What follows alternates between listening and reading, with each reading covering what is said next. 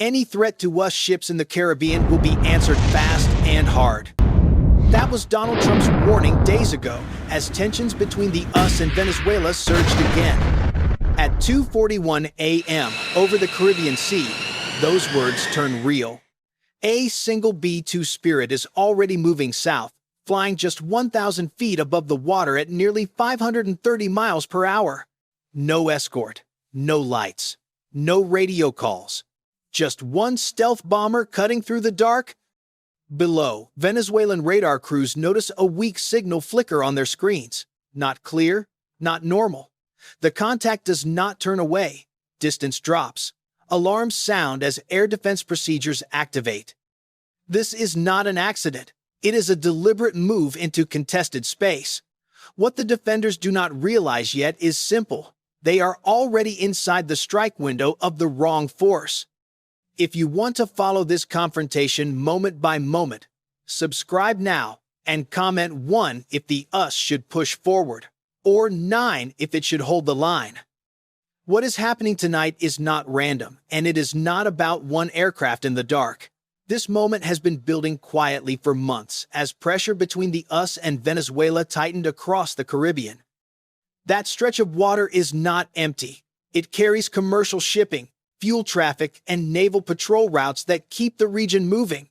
Control there is not symbolic, it is economic and strategic. Any country that can threaten ships in that space gains leverage far beyond its coastline. That is why the location matters. A remote island chain like Los Roques sits close enough to shipping lanes to matter, yet far enough from the mainland to hide activity longer. From there, radar coverage expands. Communications reach farther. Any weapon placed underground does not just defend land, it pushes fear outward into open water. For Venezuela, this is about signaling strength under pressure. Sanctions squeeze, oil revenue shrinks. Every show of control becomes political survival. Building hardened sites is a way to say, we can still shape this region. For the US, the calculation is different. Freedom of movement is not negotiable. When an area starts to look like a trap instead of open sea, planners do not wait for headlines. They act before control slips. And for the people involved, this is not theory. On one side, crews are trying to defend national space with systems that demand perfect timing.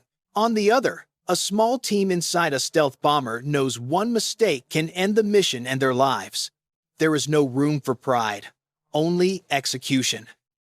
This is the core question of the standoff.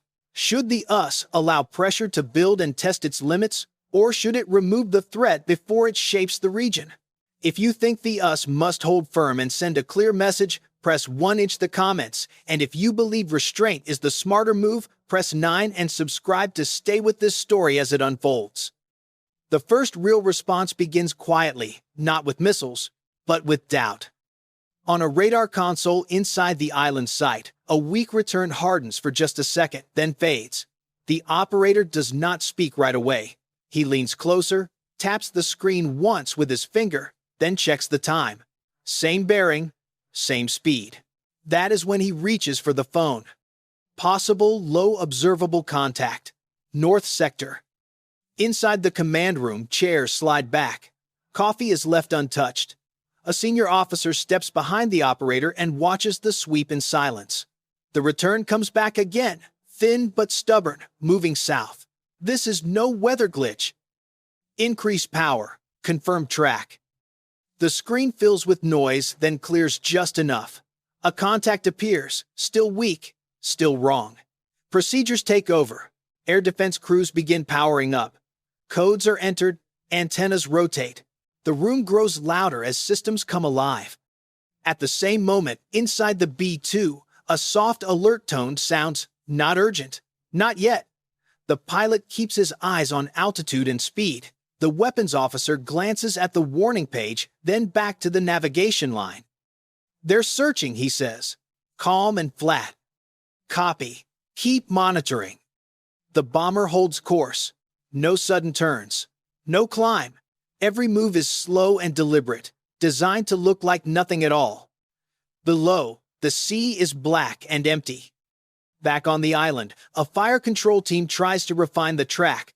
The lot quality bar rises, then slips, rises again, slips again. The lieutenant in charge exhales through his nose and adjusts one setting, just one. His finger pauses over the next switch. "I don't have a clean solution," he reports. "Target is unstable." The commander steps closer. He knows what that means. Firing without a solid lock wastes missiles and exposes positions. Waiting risks letting the aircraft choose the moment. "Hold fire," he orders. "Maintain track." Inside the B-2, the alert tone changes. Stronger now, more focused energy from the south. The weapons officer watches the threat symbols tighten. "They're getting closer," he says. The pilot nods once and makes a small adjustment, climbing toward 20,000 feet. Not to escape, but to improve angles. To open options. The aircraft remains smooth, almost gentle, as if the situation were routine. On the island, the change is noticed immediately. Speed and altitude update. Voices overlap. Someone says, "He's climbing." Another says, "Still no lock." Time compresses. Seconds stretch. Both sides understand the same truth at once. Detection does not stop a strike. Only timing does. And the timing is no longer in the defender's hands. The situation accelerates without warning. Inside the command room, voices rise but words shorten. Screens refresh faster. The contact is still there, still faint, but no longer drifting. It is committed. Speed steady. Heading unchanged. The kind of track that does not belong to chance. Fire control radar comes online. The tone shifts. This is no longer search. This is an attempt to prepare a shot. On the island, a technician wipes his palm on his pants before touching the console again. Sweat beads under his headset. The system struggles to hold the track. The lock wavers, then briefly sharpens, then fractures into noise. In close combat, every degree matters. A small change in angle can break a solution. A few seconds can decide who controls the next minute. Inside the B-2, warning indicators stack along the display. The weapons officer does not raise his voice. He does not need to. "Fire control radar active," he says. "They're trying to lock." The pilot answers without hesitation. "Countermeasures on." Electronic noise floods the space between aircraft and island. Decoys bloom. False echoes multiply. The real aircraft remains steady, almost calm, as if refusing to acknowledge the threat. Back on the ground, operators fight the picture. Contacts split, merge, fade. The target seems to be everywhere and nowhere at once. The probability number climbs, then drops before reaching the firing threshold. "I can't hold it," the lieutenant says. "Lock is unstable." The commander's jaw tightens. He knows the rule. No solid lock, no launch. A rushed shot risks failure and reveals everything. "Wait," he orders. "Hold position." Silence fills the room for a half second. No one breathes. That pause costs them everything. Inside the B-2, the weapons officer checks the range. Checks it again. The numbers are now in their favor. The aircraft has climbed just enough. The geometry is clean. This is the moment where pressure turns into decision. Do you strike now, or do you hesitate and let the other side breathe? If you believe the us should act before control is lost and send a clear message, press 1" the comments. If you think holding fire and avoiding escalation is the smarter path, press 9 and stay with us. Because from this point forward, there is no reset, only consequences. Up to this point, everyone on the island believes they are still in a contest of timing. Detect, track, lock, fire. That is the rhythm they know. That is the fight they trained for. What they do not see is that the fight has already shifted. The electronic noise filling their screens is not just defense, it is misdirection. While crews struggle to rebuild a clean picture, the real danger is no longer the aircraft itself. It is what the aircraft is preparing to release. Inside the B-2, the cockpit feels almost quiet. The warning tones fade. The pilot holds the aircraft steady. The weapons officer moves to a different page on his display, his hands slow and precise.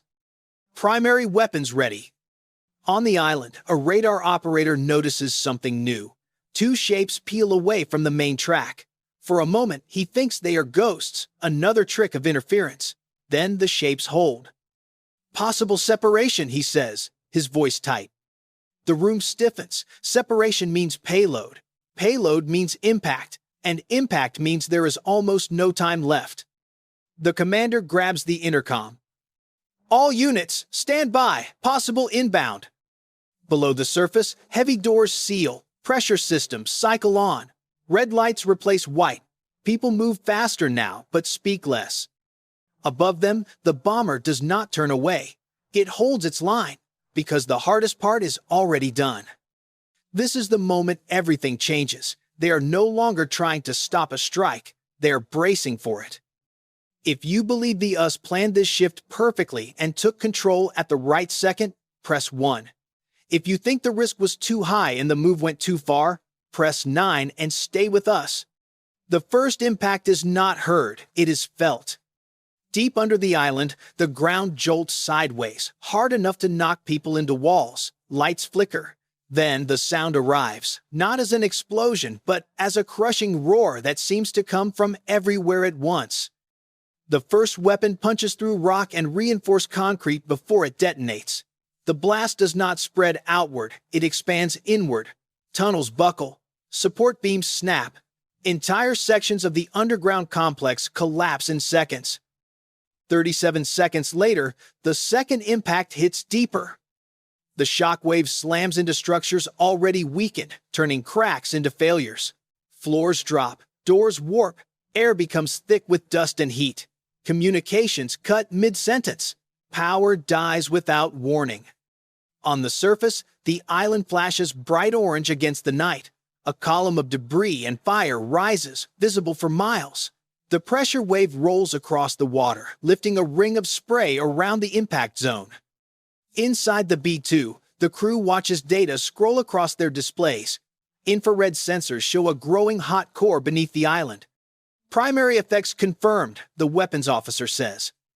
The pilot does not answer. He is already lining up the second phase. The aircraft banks slightly. Doors open again. Secondary weapons fall in controlled sequence, one after another, aimed at what remains above ground. Radar sites vanish in white bursts. Power stations erupt. Launch systems cook off where they stand. On the island, survivors stumble through darkness. Red emergency lights glow through dust. Some shout. Most stay silent. They understand now that the defenses are gone. In less than 4 minutes, the site loses its eyes, its voice, and its ability to respond. Inside the bomber, the threat warnings fade. No missiles rise. No pursuit appears. The sky ahead is empty. The pilot turns north and begins to climb, leaving behind a target that no longer exists as a fighting position. The climax is not a dogfight. It is not a chase. It is the realization that the battle ended before one side could truly fight back. And by the time the island goes quiet, the aircraft responsible is already disappearing into the dark. By the time dawn begins to lift over the Caribbean, the island no longer looks like a military site. It looks like a scar, cratered ground, burned equipment, antennas twisted and silent. What was meant to control the sea now struggles to even communicate. Rescue teams arrive hours later. They move carefully, knowing the ground beneath them is unstable. Tunnels have collapsed. Access points are blocked. Power and ventilation are gone. Some people are pulled out alive. Others are not. The cost is counted quietly, without cameras.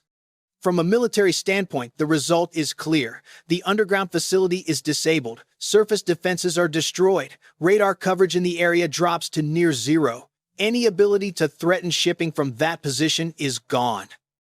But the real impact travels far beyond the island. For Venezuela, the message is immediate and painful. Hardened sites are no longer safe by default. Distance from the mainland does not equal protection.